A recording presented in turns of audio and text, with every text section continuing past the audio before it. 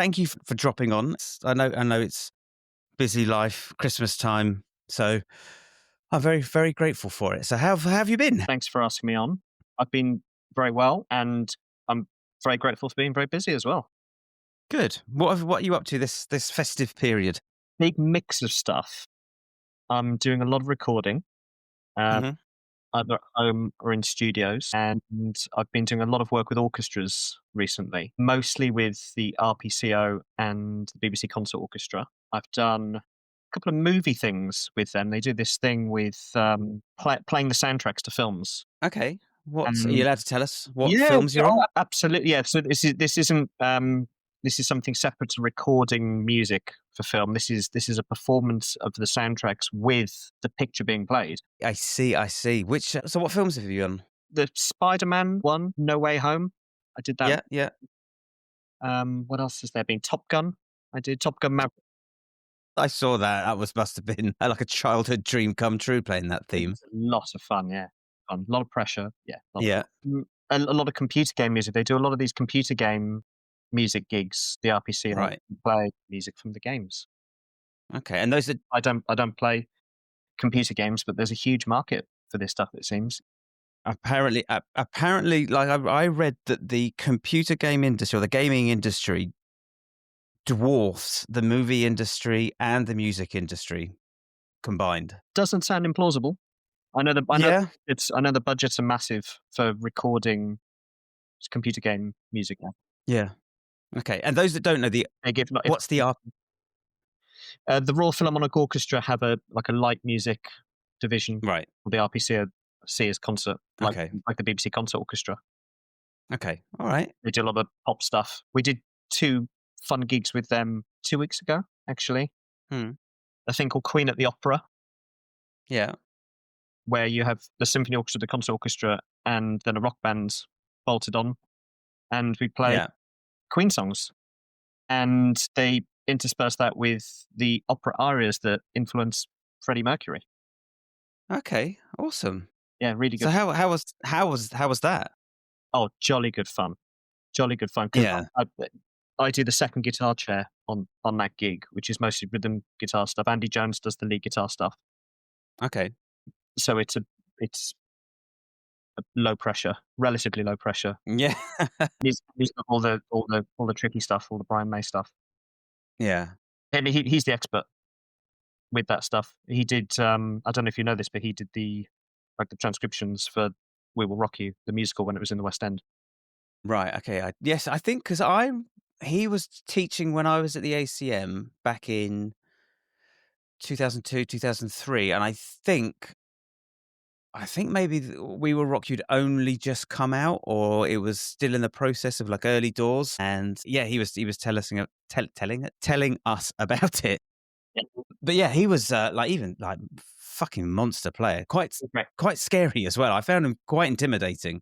He's lovely. Maybe he's intimidated Hmm. the teacher, but Maybe, yeah, he's incredibly funny and incredibly yeah, good. okay, So he's a lovely person to be around, and it's a wonderful band to play with. yeah, Steve Pearce on bass, my good friend John G. Smith on keys, Steve Pearce. Did I mention Steve? Yeah, Steve on bass and James Powell on drums. All incredible players and delightful excellent, to hang out with and eat curry and things like. nice. Like that's why we do it.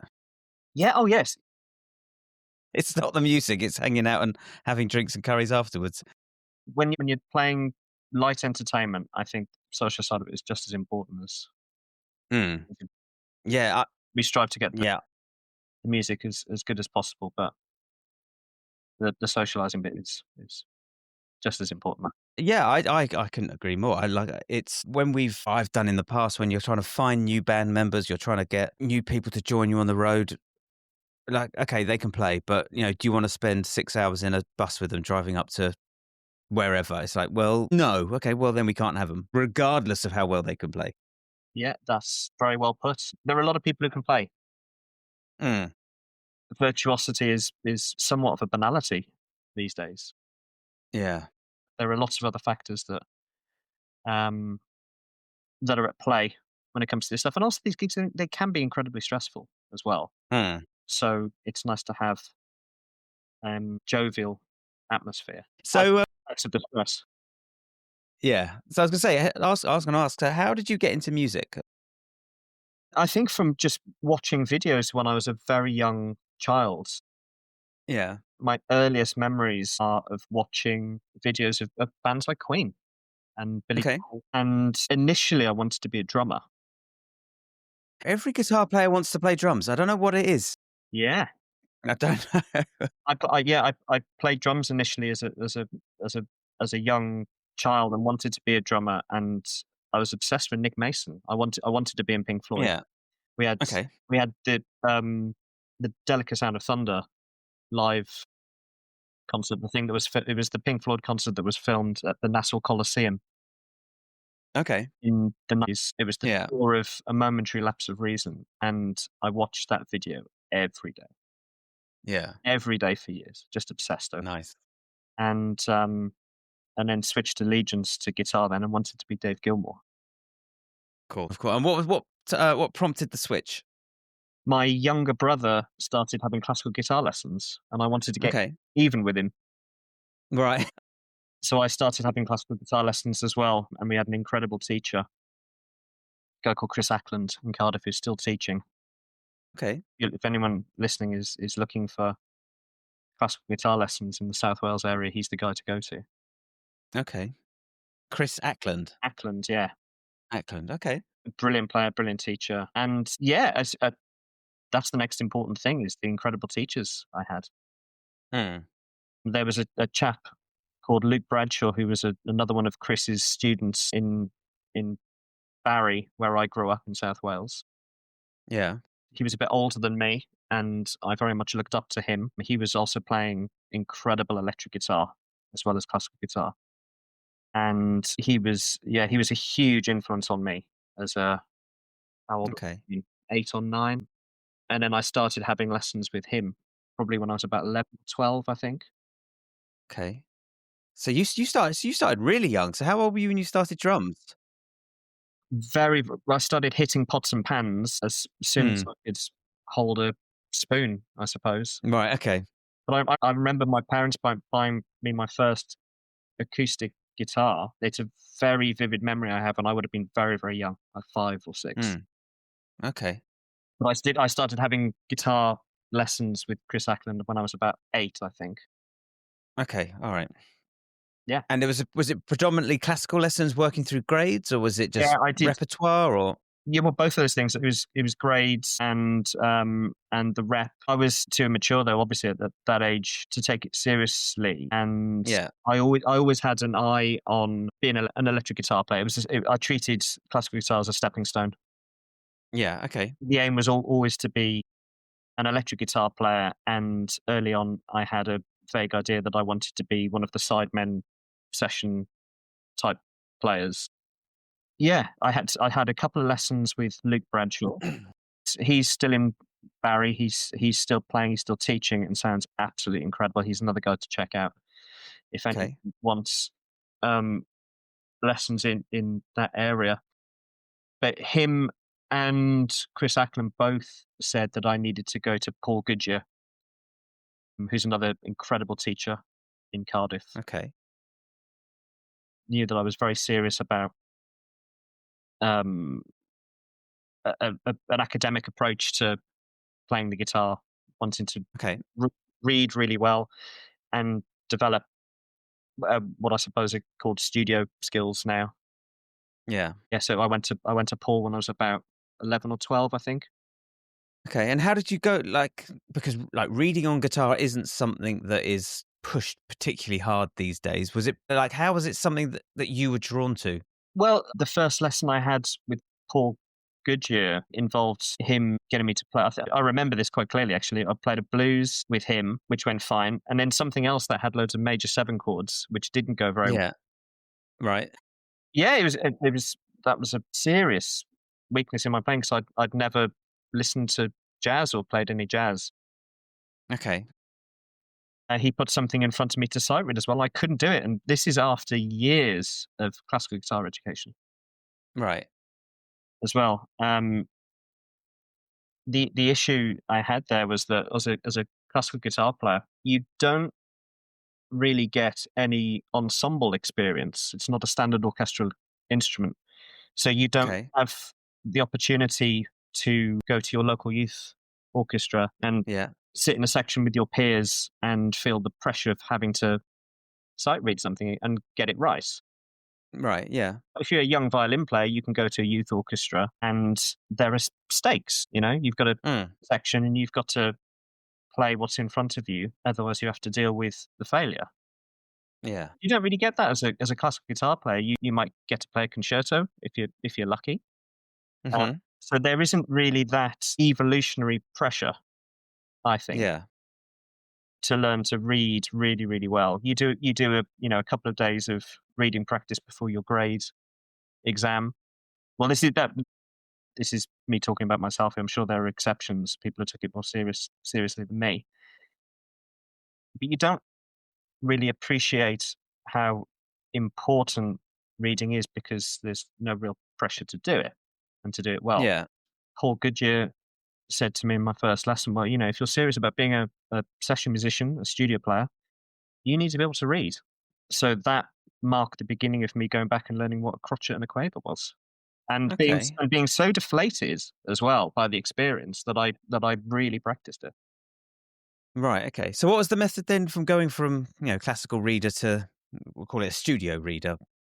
I think the big gains with reading are when it's process oriented. There are loads of method books, there are loads of exercises that we all know about that we can sit down and do for 5 or 10 minutes here and there. But I think the really big gains are to be had if you put yourself in situations where you have to do it. Yeah. Um, and obviously that's difficult because that's effectively waving a magic wand and putting yourself on gigs where you have to read. Yeah. Luxury that doesn't just happen automatically. But what you can do, and I say this to my students at college, is you can get together with one other person. Mhm. Automatically, you've created some stakes then. So instead of sitting down and putting some bark in front of you, or opening the real book or whatever your source material is, and having a go with metronome, Mhm. I think that's suboptimal because there's too much temptation to stop when you make a mistake. And one of the really, really important things with sight reading, I think, is first of all getting used to failure Yeah. and not being phased by that, and keeping your concentration, keeping your place, and just ignoring mistakes in the moment when they're happening. And obviously, you need to address those afterwards. Yeah. Yeah. But in the real world, when you're reading, you cannot let mistakes affect you emotionally. You need to disengage from that. Otherwise, that can really ruin your confidence and state of Mm. stuff. And the end result isn't going to be good, probably. Yeah. So I think process oriented practice is the crucial thing that can optimize the learning of sight reading. Mm. Yeah, that was the one thing that, like, I'm sure I mentioned it to you when we hung out back in the summertime, is that when I started to learn how to read, or I started to focus on my reading, when I got my first reading gig, it was nothing like practice. It Yeah, there you was, go. and I'm sure it was. I think it was actually Pete Callard who said to me, "You've got to read. First of all, you got to read ahead. That's the first thing, and the second thing is if you fuck up, you just have to let it go, and you Yeah. got to just play. Even if you're hitting 20% of the notes, just keep going, keep following, keep your place, because there might be a section that you think, no, I know I got that bit. Yes, and that skill in itself was something that I had to really work on. Something really interesting about doing like high pressure reading situations, either on Mm, concerts or in the studio. If you watch like the body language and facial expressions of really, really good studio players, when mistakes happen, and they do happen because for a lot of reasons, maybe there's something unclear in the music, or it's just fiendishly difficult to play. It's almost they look like they don't care. It's almost something mm, robotic and well unemotional about it yeah, because they've just evolved this way of disconnecting from the feelings you have when things aren't going so splendidly. yeah. That's the best way to deal with it. It's Hmm. to keep your focus and not be phased by. things that are Yeah. difficult to play. Yeah, I used to do this gig with somebody, and every time, and like he didn't make a lot of mistakes, but when he did make a mistake, he would make like such a big deal out of it. He Yeah, would like shake his head, he would tap his like he'd hit himself on the head like idiot, and he would turn to us all, be like, and like he'd bring his shoulders up. It's like you got to stop doing that because no one knows that you've made a mistake until you start doing that shit, and then we all see it, and the people who are watching us see it. It's like you got to stop doing that. it takes a bit of practice to get away from that as well. Mm, Because when we first start doing this stuff, we do the shit and the gesticulating yeah. and things like this. It's yeah, I think you have to go through that phase of noticing those reactions. I mean, taking your hands off the instrument and doing all that stuff and sticking your hand up is useless, isn't it? It's Yeah. Yeah, it's not gonna change anything, and I do something I do it with my students as well. If I get them to like, it's mainly chart reading, but I said, like, if you make a mistake, like, you've got to stop, like, throwing your head down, throwing your hands up, like, "Oh," because then when you come back in and you compose yourself, you've got no fucking idea where you are. I don't exactly say fucking, but you've just got to just keep looking, just keep looking, just keep looking, and just wait for it to come back in, and then come back in when you feel comfortable. exactly.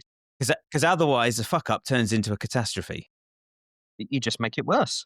Yeah, Mm. you just make it worse. You've got to increase your chances of salvaging the music, making it as good as possible. Subdividing is one of the best Mhm. you can do.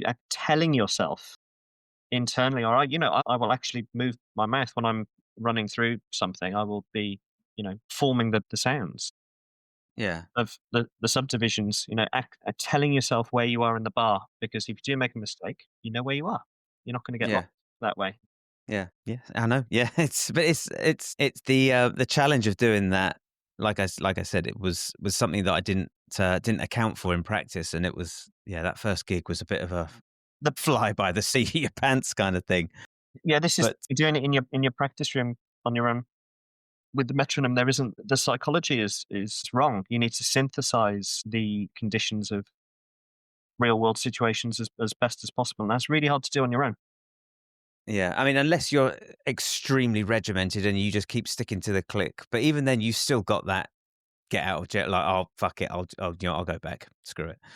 Um, but yeah, not that having that person next to you or over you, or the click going, or the recording button being there. Yeah, Yeah, it's a different beast. I mean, we were talking about Instagram earlier. I suppose Hmm. hypothetically, you could start doing like Facebook Live Yeah, yeah, exercises. That's one way you could hypothetically optimize your reading practice. yeah. I don't know if it's going to get many clicks and likes. I don't think many people are screaming out for sight reading guitar players. Yeah, possibly. Yeah, if you get one or two people tuning in to watch you fail, I think that's Yeah, perhaps, just trying it's to a little bit of pressure. yeah, a little bit yeah, there has to be a bit of pressure. Yeah. Yeah, there have to Okay, so after that, I mean, after your private lessons, I mean, I know you live in London now, and what was the transition from you, sort of South Wales into London? I always wanted to move to London. Mm, I was told on good authority that, if you want to be a jobbing guitar player or musician of any sort, it's all being done in London. So from a very early age, the aim was always to move here. And I was really getting into jazz music. One of the other things that Paul Goodyear introduced me to was jazz via the study of modes and modal harmony. mm, I still am massively into Steve Vai and Satriani and players like that. And one of the first questions I had for Paul Goodyear was, "What on earth are these chords and all this exotic, yeah, beautiful, all these colors and things like that?" And he said, "Well, this is the point then when we need to get into the studying modes, and perhaps you should start listing some jazz." mm, And yeah, when I was doing my A levels, I joined the local jazz orchestra as well. Thankfully, one of my A level teachers, a guy called Adrian Colborne, was the director of that band, and I think within the first few days of me getting to sixth form, he auditioned me yeah, to play it in that band. That was great for my reading as well, by the way. Yeah. And decided that maybe I should go to one of the conservatories and actually do a jazz course. Okay. So that was the route for me to come to London. I went to Trinity College of Music to study jazz. I was there for about a year. I mainly went there because of Bobby Lamb's big band. Okay. So probably one of the most important learning experiences I've had was doing that band. That was absolutely unbelievable. It was terrifying. Mm. He's a complete hard ass. Mm. Okay. Very exacting, very demanding, a stern figure, but it was just absolutely incredible. He got the best out of me. It didn't work for a lot of people. I think day one of those rehearsals, 3 or 4 guitar players would turn up, 3 or 4 bass players, a couple of drummers. Yeah. By the third week in, just me left. Right. Um, Is it was it a bit of a was it a bit like the scene from Whiplash? I've never seen Whiplash, Okay. but I've heard it. I don't really know. It's obviously he wasn't physical with Yeah. anyone, but it was very tough, and I'm very grateful. Okay. It worked for the people who ended up doing that band. It really Okay. got the best out of us, and it sounded great. I also did the National Youth Jazz Orchestra. I took over from Adam Goldsmith Yeah, yeah. band, and that's the other band that objectively that is the most important thing I've ever done. That's the reason I do what I do now is because I did Niger. And I think if you speak to anyone who's done that band, and there are a lot of us because it was until recently a pipeline into the what's left of the session industry. Yeah. All of those people will say, yeah, that doing that band is the reason I'm a jobbing freelance musician. Okay. Yeah, most Right. most Okay. Yeah. of the people you'll meet on West End shows and doing what's left of recording probably had some connection with Niger. Okay. So when you said that the big band, you said that he was a hard ass and people were leaving. What was the scenarios that were causing people to pack it in and disappear? He was just very blunt and very honest about people's playing. Okay. It's the sort of thing that you don't really see anymore. It couldn't exist now in the Why not? because the student is a customer now, Mm. and the world is different now. This is only, and in fact, when I say it, it's actually a long time ago now. This is 25 years ago. It was 2000 Yeah. when I went to college. That is a bloody long time ago. Yeah. Yeah, it's Do you think that's having a detrimental effect on the musicians who are leaving college and they're leaving A levels or they're leaving universities and then they're going out and trying to get a chair in the West End or they're just trying to get into function bands and they haven't yet heard the truth yet? yeah. I think that's not a good thing. Mm. That the experience I had, it wouldn't have worked for a lot of people. It didn't work for a lot of people. It's not a one size fits all approach to education, but it really worked for me and a lot of other people. It got the best out of us. We were very very disciplined, and it prepared us for the realities of the business Yeah.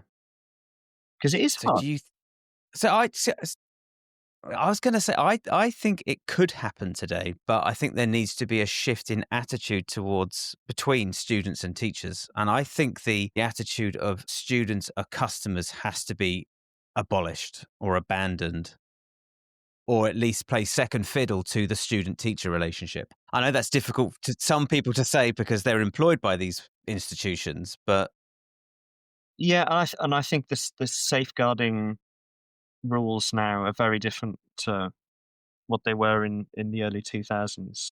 mm, I can very easily envisage a scenario now where, a professor would be hauled up for gross misconduct, abusive behavior. Certain of those approaches were used. I don't know. Are you able to give some examples of those approaches that were used? No, I can't because, but well, first of all, perhaps I've made it sound a lot worse than it is, and people will have the whiplash thing in their minds now. It wasn't. I haven't seen the film, but from what I've heard, that's not a real. Yeah, I mean, that's straight up abuse. Yeah, there was none of that. Just brutal honesty. Just brutal Yeah. honesty about the deficiencies in your playing. Mm. That's it, and that, that was a very good thing for me. That's always worked for me. But it doesn't work for a lot of people. You know, uh, perhaps a bit more sensitive than me. That doesn't get the best out of them. Fine, everyone's different. Everyone has different learning styles. Yeah. You know, education has to cater to a broad selection of people and their needs, especially when they're a paying customer. Okay. All right. I won't press you any more on it. I wish I could give you something specific, but it's so long ago now. I just Yeah. Yeah. don't remember. But it was great. It really made me work hard. It really did get the best out of me. Mm. So, I mean, I was like I said, I was at the ACM 2002, 2003. And maybe it's because I did the stuff that was asked of me, but I don't ever remember anyone pulling me up and saying, this is shit. This needs to be, except maybe for my sight reading. But I think I told myself when I went there that I wasn't going for sight reading. I was going for technical stuff. Hmm. But having said that, I know that there were a bunch of guitar players. There were a bunch of singers who jacked it in midway through term one because the performance that we would have to do every week, we were critiqued as if it were a gig. Like if people were off, if people were flat, if people left lyrics out or they dropped chords, it was pointed out to them pretty quick. Like you need to go work on that. Yeah, good. That's what you're there for. That's what you're for. Yeah. So let's talk about getting better. Well, like as someone who's been in the game for 2-3 decades, what's your approach to getting better today, and how's it changed over the years? It was changed radically in the last 7 years because I had kids. Yeah, I know. Yeah, gone are those 8-hour practice days. Yeah, and I used to do that. That was a reality for me pre-family. Was music was everything, and my day would involve getting up and doing music and then going back to bed. Yeah, That was it. I was lovely, lovely. Yeah, fantastic, and that obviously changes when you have kids. That Yeah, it's absolutely crackers. yeah. But one of the So what does your routine or day look like? Like kids aside. Well, this is one of the positives that's come out of this. That yes, I don't have long stretches of time to practice anymore, but my practice has become ruthlessly efficient now. Mm, And I also don't think that like long stretches of practice are the best way to optimize your development anyway. I think repeated bursts of smaller increments of time are better. So yeah. I will practice in 3 to 5 minute chunks now. Okay. All right. I will snatch those precious moments when they arise. I try to plan them as much as possible, as much as you can do when you have kids, and Yeah. that comes with that. Um, I've always been very organized and very driven with practice. I think about it a huge amount. Yeah. I'm still hungry for it. Mm, Very much. It's maybe not as much as when I was a bit younger, but it's still one of the first things I think of when I wake up. You know, from one of the last things I think about before I go to sleep. yeah. I'm still very hungry for development and addressing the issues in my playing. Yes, working out what I can do, what I can get out of Mm, it. What's a realistic thing to achieve in 3 to 5 minutes? Well, I don't really practice sight reading anymore because I'm doing yeah. it every day. Okay. That's So what are you practicing? What was on the rotor time, today? time and hearing. Time Okay. and hearing is the core of everything I do. Okay. Transcription, not necessarily just learning solos, but learning tunes, learning repertoire. Yeah. Like if I've only got a couple of minutes in a busy day to do something, I'll try and learn a tune. Set yourself the challenge. I might do it this way. I might put a record on and play along with it and see how, if set myself a time limit. In the next 10 minutes, can I learn the tune? Can I get the changes? Can I implement Okay. the changes in? Any tune in particular? Are we talking a standard? Are we talking anything in particular? It tends to be songbook, Great American Songbook type stuff, functional harmony, Right. because I love that music. I absolutely love music. I'm very attracted to it. I want to learn more about it. It's what I teach at the Guildhall. I want to get better at that because the the people I really admire, Malcolm Edmonston being like one of the main people, are just so quick at getting. Their ears are just so incredible. Yeah, him, Pete Churchill, the guys that taught me at college, basically, they have such incredible hearing. They're so quick. I want to get as close to that as possible, and that works for me. Look, we're synthesizing the real world, aren't we? Because this is what you've got to do on a gig or a jam session. If you Yeah. well, and a tune gets called that you've never heard before, Yeah. what are you going to do? Well, hopefully it's Yeah. a songbook tune, functional harmony. Yeah. That's probably where you've got your best chance of getting the changes quickly. Yeah. Yeah. So I think Could you that's one thing I do a lot. I do that daily, and I still love learning solos. I'm obsessed with Michael Brecker. He's still my hero. Okay. I rarely do whole solos. Mm. I'll take more of a Pareto efficiency approach and find the gold for me in a solo. Mm. You know Yeah. what 20% of this solo is the stuff that I have to have in my brain, Yeah. or I have to understand What's going on? in terms of the engineering principles behind it, so I can hopefully create something similar to that. Yeah. And how do you work on time? I'm practicing less with the metronome, or at least balancing up my time with the metronome. Something that I'll do every day is, I usually start the day with this, actually, is I'll just record myself playing a chorus of a tune without the metronome. I don't even bother opening Logic or anything. I just use voice memo recorder on my phone. I'll run the metronome for a couple of bars, so I've got a reference. I'll start recording and I'll turn the metronome off, play a chorus, listen back, and run the metronome with it and see where I'm brushing or dragging, and then try and work out why that happened, and I'll grade my solo anyway. Because that then tells me what I need to practice next. Right. Okay. And do you think time, like, because I find this like out, both of us as students, our pool of students come from very different ends of the spectrum.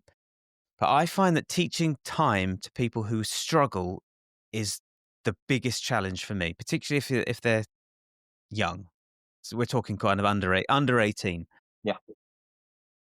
Like there are some kids that just come in, you give them the guitar and they're away. They're just strumming quite easily, and then it's all left hand stuff. And then you get some that can't strum, tap their foot, they can't hear the groove, they can't find the beat. And I've got various different things that I can implement depending on how severe it is. Like if it's really severe, it's like, right, you're just going to be clapping along to this click. You're going to just, okay, forget clapping. Just, I want you to say the numbers of the click as it's going by. Let's see if we can get that in time. But how's your approach? Like if you find someone that's got bad time, how do you work on it with them? In all honesty, and I suppose I'm very grateful for this, I haven't encountered this because I teach Okay. at um, at quite prestigious college. The selection process is quite rigorous. They're very good players. Yeah. Okay. There are 18-year-olds turning up every year who are at least 10 years beyond where I was at that age. Yeah. It's nuts. I do want to address your question, but I need to say that first of all because it's not something I have to deal with very often. Okay. I wonder if there's a correlation between the kids that can do it and the kids that can't, in terms of who's spent the early parts of their musical development playing along with records. My all I can come up with is that there are kids that listen to music and there are kids that don't. The kids that listen to music generally don't have an issue with it. The kids that flat out don't listen to music and are coming for music lessons struggle.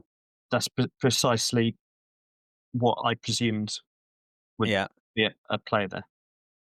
And I say to them, and I say, just all I want you to do is just listen to music. And when I come back, like 'cause some of them treat it like homework. I was like, what have you been listening to? He said, well, I listened to the Green Day album. Great.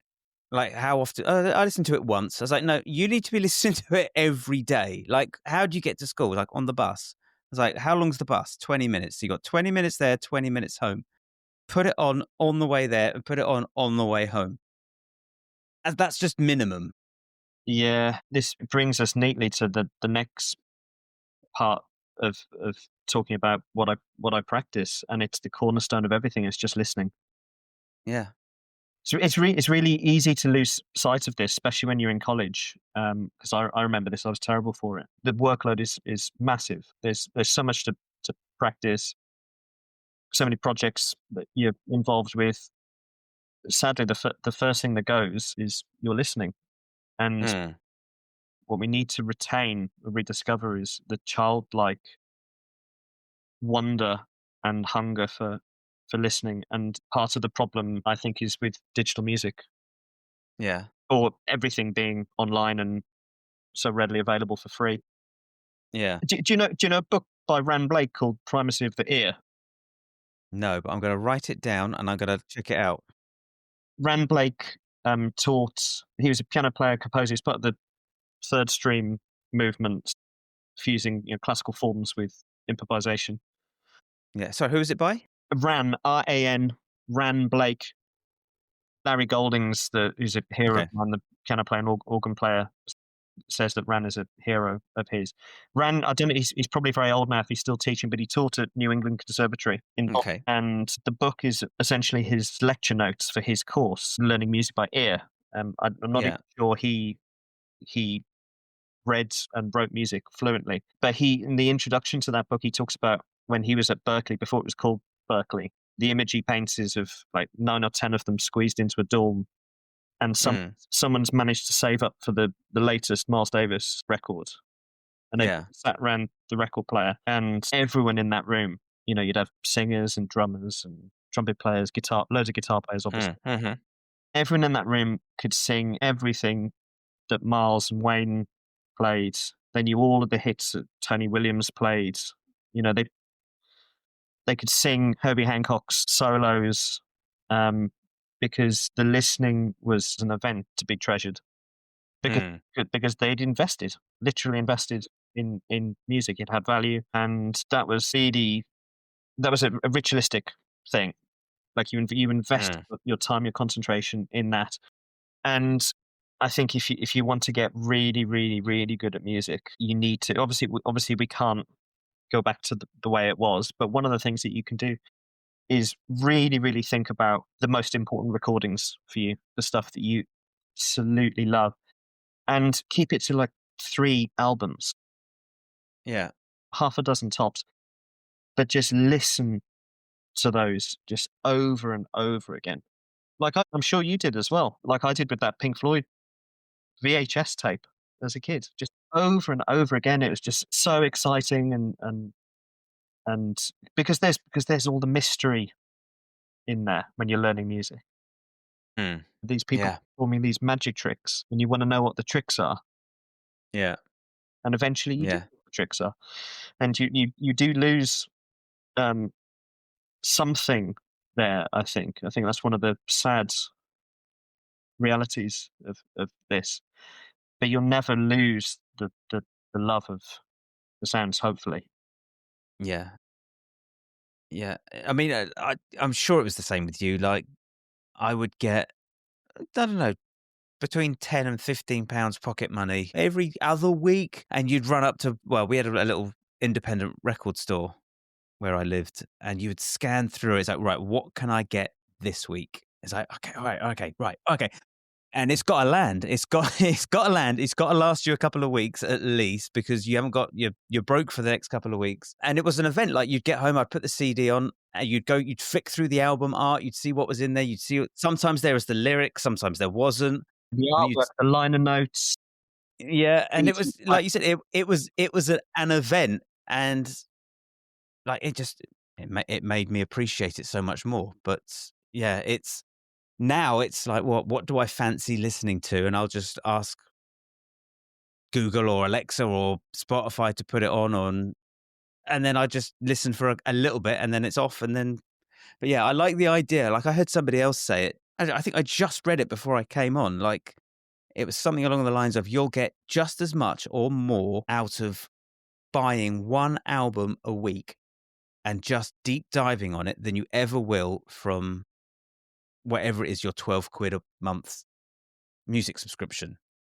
Because you've got too much there and you can't possibly deep dive it all. Yeah, Jonathan Haidt. Do you know Jonathan Haidt, the psychologist in the States? He's a The name rings a bell. he wrote a book called The Coddling of the American Mind. He's done a lot of research on the effects of screens Yeah, and access to social media on young people, and very, very concerned about the effect on attention span. Perhaps one of the things that we can encourage our children to do is spend time with whole albums, set up the conditions where there aren't going to be any distractions, people texting you principally, or the yeah. temptation to have a look at Instagram or Facebook. I'm guilty of it as well. But one of the things that we can do is to just prioritize listening to something that you absolutely adore. I think there are benefits with having, of course, there are benefits with having the history of recorded music at our fingertips. Yeah, I think it's really good if you've got a load of music to learn quickly. If you've got yeah, a function gig coming up and there's no pad or anything like that, then yeah, that's a wonderful thing. If you have to learn yeah, really quickly instead of owning all the stuff, fantastic. And when you're in college as well, you've been hopefully being introduced to a lot of music outside your comfort zone, stuff you've never listened to before. Obviously, huge benefits to be had there, but we still have to. I think we have to preserve what it was like pre Spotify and Tidal and things like that, where yeah, you had to save up to buy a CD because yeah, bloody expensive. They were yeah. great. How old are you, Tim? I'll be 45 in January. Right, so you're about a year older than me. Uh, Yeah, Interesting. It's, yeah, s- when we were kids, yeah, it was hard to save up. yeah. So I remember going to it wasn't even like a, a record shop. Mm. It's like just a general music shop. You could buy sheet music and then you could buy the instruments and guitar strings I used to buy in there. Yeah, yeah. I remember saving up to buy Surfing with the Alien from Okay. oh, and that was Yeah, I remember going in there a couple of times a week and just seeing the CD there. yeah, Like coveting the CD, yeah, yeah. imagining what delights were. On the other side of that, red and white Silver Surfer. Man, and that was one of those records that I just obsessed over for years and years and years. Yeah, Couldn't yeah, couldn't wait to get home from school to put it on. Just the last thing I'd listen to at night. yeah, yeah. That's I had this that's why I actually. listen I had a. S- all of Gone. No, it's just all I said was, we need to keep hold of that hunger for it, Mm, and I wouldn't be surprised if those issues with being able to keep time and or at least clap along with the pulse yeah, mostly disappear. which is Not exceptions where yeah. others It's good. are going on, but It's tragic. It's and I was going to say that I had this actually. Well, it wasn't music. It was I was sitting down watching a movie with my daughter, and it got to literally the last 20 minutes.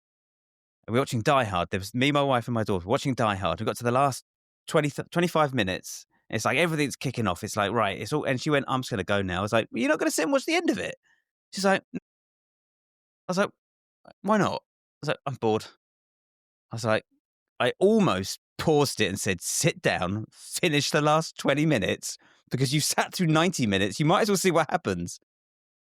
But Marla 5, Surfing with the Alien, Die Hard, these are sacred works. yeah, yes, yeah, and I think what I'm going to maybe do is sort of say to her, and my students, look, here's 3 albums. That's all you're allowed to listen to. You can pick them, but you've got to just sit with these 3 albums for the week and then report back. Yeah, interesting experiment. I think you can do both though. I think you can have I think we have to build up to these things though, just like an athlete would perhaps start with a playlist of 10 tunes Yeah. that you listen to 3 or 4 times a day. Maybe that's a good starting point. You Okay. have to do you have to curate first of all. You have to invest in um really thinking about what 10 treasures are going to be on your playlist, and then maybe do that for 3 months, and then go on to a whole record Yeah. a day. Yeah, we'll see. Yeah, We'll see. How are the kids? Are they musical? my daughter is the youngest, is showing signs of going that way. We haven't Yeah. started with music lessons yet. We've got loads of stuff lying around. We'd quite like it to just be a game, Yeah. but because they're still young. Our eldest is 7, youngest is 5. Yeah. She's about to turn 6. Okay. And I want them to be listeners first. Yeah. We are going to start music lessons soon, but um, our son is showing quite a lot of aptitude with sport, Okay. and consequently, he's got quite a lot of commitments now. Okay. He's in the first team for his local football side and does Brazilian jiu-jitsu and stuff like that's his passion. That's what he would quite happily do. Okay. Optimize that Yeah. experience for him. Yeah, we have music on a lot. I don't want to turn it into another school lesson that they feel obliged to do. I want them to just pick up. I want it to be a game. Yeah. Yes. Well, do you know, we had the same thing with our eldest. My wife was like insistent that she start taking piano lessons and she start doing all the grades, and we did that. I think she was about 6 or 7. She started off and she went through the first couple of grades, but it just wasn't there, wasn't interested. And I said to my wife, I said, look, she's not taking to it. And she was like, no, no, she's got to do it. She's got to persevere. Like I didn't do the grades. Nobody pushed me. And I ended up doing, and I regret it. I was like, yeah, that's fine. But I think if we push her, she's just going to pull away. So Yes. I then said to her teacher, look, forget the grades. Just teach us songs. Just teach us some songs. Still wasn't interested. And I had to fight a little bit with my wife. And I said, I think we should just leave it. There's guitars all over the house. The piano's still there. We'll leave the sheet music on the thing. She can come and go as she pleases. But I noticed that she listened. She listened the same way that I did, Right. like obsessively listened. I said, eventually she'll connect the dots. And I had I've got it down here, a little 3/4 pink Fender Strat, which I bought for her 5th birthday. Amazing. And it was about 8 months ago. She just picked it up. And she came downstairs and she's like, "How do I play this?" I was like, "Okay, just play it like this." And I didn't want to get too involved. I was like, "Here's Yeah, this. This is how you do it." I said, Just go away and do that." And then for her birthday in September, I went out and got her a half decent Telecaster, a little amp, and amazing. she's got her school concert tomorrow. You've done the right thing. Yeah, and I'm gonna stand by it. I'll remind my wife of that every time we have an argument. Yes. Yeah, I noticed the listening. It was the listening that I thought, well, she listens. She's gonna connect the dots. The instruments are in the house. I'm not gonna push her. Yeah, well, it sounds like it's worked for you. Yeah, I'll come back to you for advice when my kids Yeah, are a couple of years. I'll say this. I pity the music teacher that's going to be teaching one of your kids. How involved are you going to get? Are you just going to be like, oh no, I'll just sit on the sidelines? My wife will be holding the reins there. Okay. Always reminds me that I shouldn't be too technical or imposing with things Mm, like that. So far, I think we've been okay with that. they'll be fine. Yeah, it'd be fun. I want them to sing. They're in a school where there's a lot of singing. Yeah. That's something I missed out on. It's something I don't sing. I'm not a singer. I'm terrible at it, but I sing when I teach. I encourage my students to sing. I think it's the best way to develop your ear. Uh, and all of the to a person, all of the people I admire the most in the music business, they were To a person, they were all choristers. Yeah. Pretty much, I think Gwilym Simcock, his dad was a church organist, so he was around that music from a very, very early age. But yeah, Malcolm Edmonston, ridiculous ears. Okay. Because he sang at an early age, just an intuitive sense of polyphony and having to listen, having to tune with other people, being aware of other melodies, and you're just one of those lines. And then Mm. the emergent property is the harmonic Yeah. power. Yeah, Yeah. an intuitive sense of harmony as a beginning as a horizontal thing, beautiful melodies giving rise to beautiful chords. That's what I'd want anyone to have as a music education. That Mm. hitting things. That yeah. I think singing and drums really should be Yeah. like the core curriculum, and then piano Yeah. next, and then Yeah. whatever instrument you want to play after that. If I could have my education again, I'd do it that way. Yeah. And do you know, I get I'm sure you get it a lot, like, a lot of parents message me, friends who've just had kids, they're like, "What instrument should I do?" And it's like, "Piano." Like, "Really?" It's like, "Yeah." The guitars, it's a bitch to get good sound out of it. It takes a while. Piano, you can kind of get something musical almost instantly. Yeah, but So, I, piano and singing. yeah, I think so. But yeah, singing is free. Yeah. Drum and the beginnings of drums is free because you just get the saucepans out and Yeah. spoons and just hit stuff. Yeah. Have those videos on, have the recordings on, and just hit things. I think that and for, that's it's just a game. Mm. If my son would quite happily throw a ball against the wall for 45 minutes or kick. Mm. Yeah. Yeah. I actually, well, I'm going to embarrass myself here, but when I used to bang my head on the pillow when I'd go to sleep as like a rhythmical, calming kind of thing, like a soothing thing. And I would put records on, and I would literally just bang my head on the pillow to the tunes. And I was about 3 or 4. This was my musical education. That's where it started. But yeah, yeah. No, no, I didn't get to metal until I was yeah, whatever was on the radio. But it was, yeah, it was a bizarre sensation. Like, my dad used to do it, my sister does it or did it. Yeah, so that's that internal rhythm being rhythm being internalized from an early age. Yeah. Free kid. Yeah, yeah, absolutely. And so anyway, Tommy, I know you've got to run off. Where are you off to tonight? Book of Mormon? Yeah, cool. I was meant to ask this right at the very start. You've been on that for 10 years, 12 years. And do you still enjoy playing the pad? I'm sure I asked you that when I did the sit-in. Yeah, yeah, yeah, yeah. Harking back to what we said earlier about being around, surrounding yourself with good people. Yeah, yeah. Mm. Yeah, yeah, yeah, yeah. Yeah, yeah, yeah, yeah, yeah. And having fun. Yeah, yeah, yeah, yeah. You can't go wrong with that. On that note, Tommy, I'll let you gather your things and you can head on into town. It was lovely to talk to you. Thank you again for coming on, and we will speak soon. All right. Okay. Bye bye.